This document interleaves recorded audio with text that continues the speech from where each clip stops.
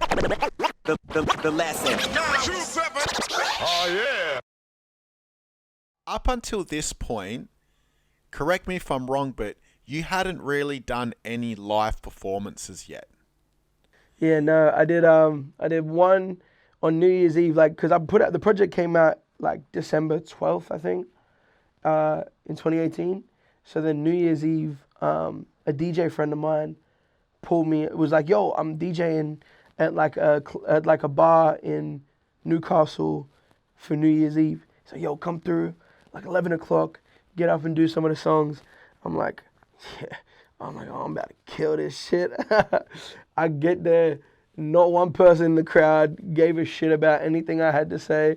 I got up there, did two. So I watched the video back recently. And I was like, oh my God, bro, it was so clunky.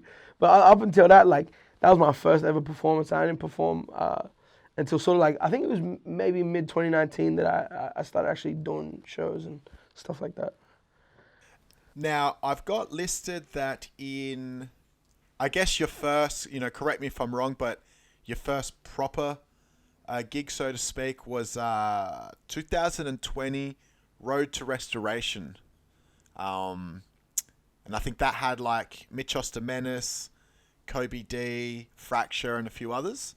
Yeah, that was the, like the Fire Relief one. I'd done I'd done like a few where it's sort of like, yo, here's a lineup of a bunch of artists. I'd be on first, I'd do a few songs.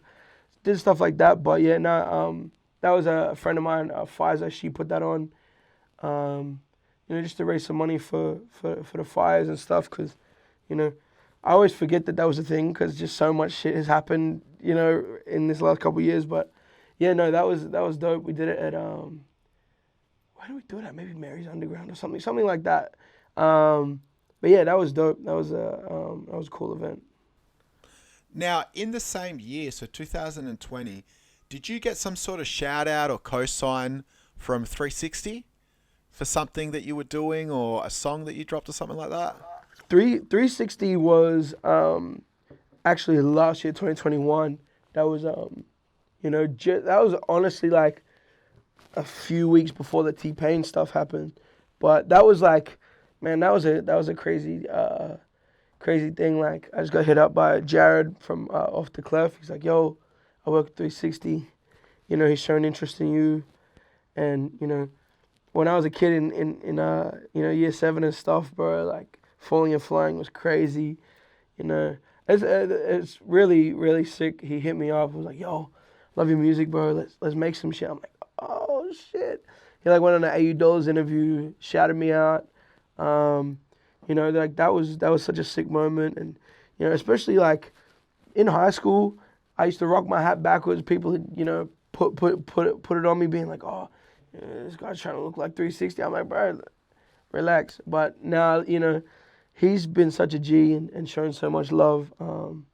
Yeah, man, shout out to 360, bro. Now, on the topic of 60, one of the biggest things that ever happened in Australian rap, he had a hand in, and I'm referring to the 360 Kerser battle. Of course.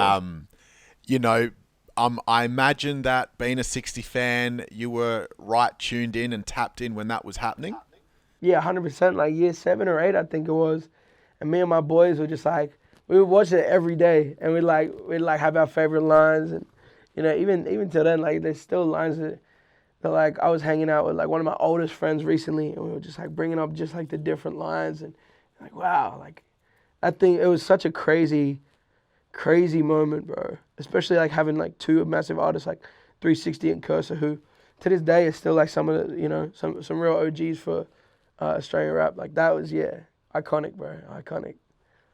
I've seen this battle 50 times, right? Some days I watch it and I think Kerser won it. Other days I watch it and I think 360 won it. For you personally, who do you think won that battle? And Man, why? It might sound biased, but man, I still think that 360 had it. I just think it was like he was more creative. Like, 360 had some hectic pieces, but I think just overall, like, 60 was dope. And then when he's like mocking him and he's like, we don't hear a word you fucking say, you know what I mean? Like, I think he was just quicker with it and had like better rebuttals. It seemed like Kerser really came with like what he wanted to say, but there wasn't like a heap of like, okay, now I've taken this, let me rebut it. So I think 61. I think so. The lesson. 927. Oh yeah.